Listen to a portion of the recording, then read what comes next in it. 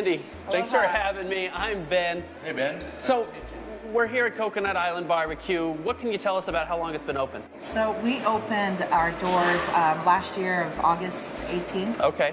And so we've been in business for just over a year. And you're a married couple. Yes. And you decided to open the restaurant together. What was that Crazy, like? right? Right, so you worked together. Now, what was going into that process? So you just wanted to open a restaurant and bring some of the culture here to Utah? Definitely, that's what we wanted to do.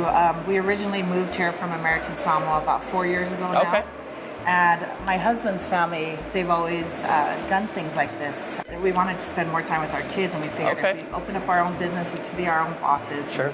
You know, we can make our hours and spend more time with our children. So. And Andy, is there a big Samoan population here in Utah? I think there is. I think that there's a ton of Samoans here in Utah. I think there's a little bit more Tongans than there are Samoans compared to like California, but there is a growing popularity of Samoan culture here. How similar is the food from the island? It's very similar as far as the marinades go for barbecue. Barbecuing goes, I think it's very similar, but every Polynesian culture has their own twist to their marinade. But we have our own, and that's what we take pride in. So when we're looking at Hawaiian barbecue, I mean, is this a food that's been a staple of the community for a long time? Is it relatively new? I mean, how old is Hawaiian barbecue? Before we opened the restaurant, we tried all the Hawaiian barbecues to Ogden, and there's not too many out there. I think it's a new market that needs to be tapped into, and I think we're doing a good job on promoting Kokonut Island Grill. I think it's going to be a hit, hopefully sometime soon. But you do catering as well. It's not just lunch and dinner. We do. We've done a lot of catering. We've done a lot of catering for the schools here, big corporations, Sure. like the LDS Church, Home Depot, things like that. Okay. So yeah, it's been really good. Well, I can hear the grill's getting started. It smells great. I can't wait to try it. I'm going to head out to the patio, and I can't wait to try the food. All right, Perfect. sounds good. Thanks again for having us. All right, thank you.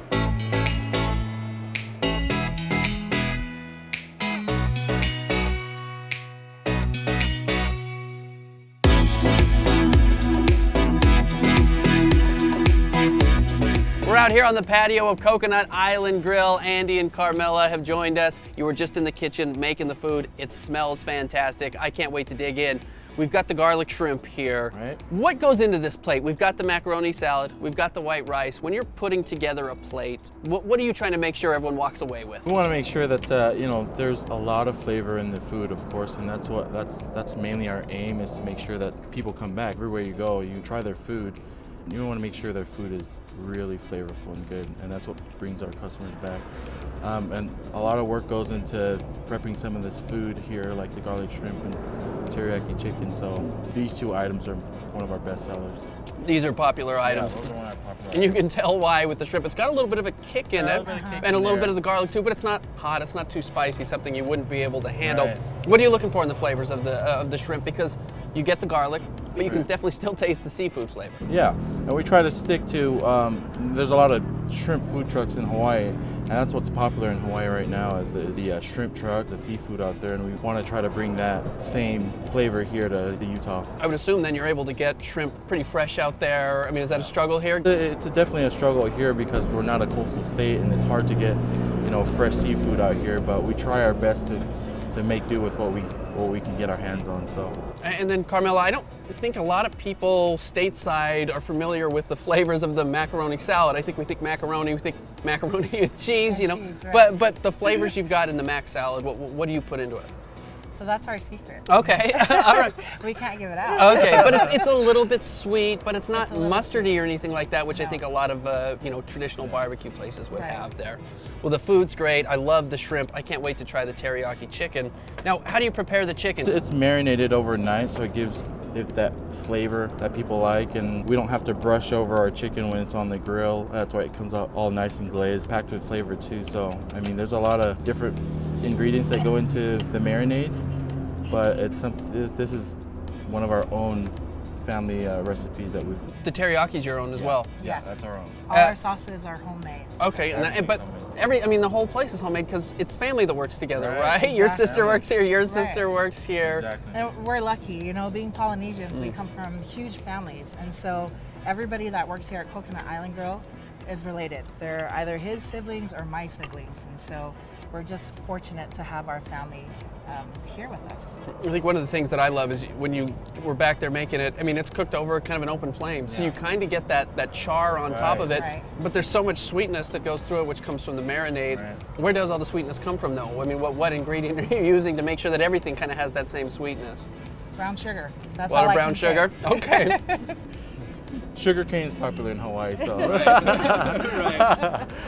Well, the chicken is tender. The shrimp has that pop that you're looking for when you burst into it. The rice is great. And of course, I love the macaroni salad. We can't escape these, though. I mean, is this a dessert? Is this just something to pair with your lunch, your dinner? It's kind of like a smoothie. Okay. You know, that could be like a meal on its own. And what's it called? It's our mango otai. Okay. So it's a mango pineapple drink that we make in-house. Okay. And yeah, it's served in a 20-ounce cup. So, Okay. yeah. And it's thick. I mean, it's almost pulpy. I mean, it is because you've got, it's made fresh. I mean, this isn't something that's coming out of a can. You can taste all the ingredients in there. Exactly. Whipped cream on top and what, a little bit of syrup on there, or? No, just whipped cream. That's it? on That's top, awesome. yeah. Well, the food's fantastic. Again, it all pairs so well together. I love the macaroni salad and the rice, Thank you. the shrimp and the chicken. And you've got a ton to offer. I mean, it's more than just chicken and shrimp. You've got a lot of different plates. Right. So we also have chicken katsu on our menu, kalua pork, which is shredded pork. Okay. A loco moco is another popular dish in Hawaii. It is a homemade beef patty on rice with egg and brown gravy. So maybe next time you can stop by and try that out. Yeah. Well, Andy, Carmela, the food's fantastic. You've got a great restaurant here. If you're looking for a taste of paradise, check out Kokonut Island Grill, north of Salt Lake in Woods Cross. You're going to love the food just like I've loved it today as well. Thanks again for having us. Thank you.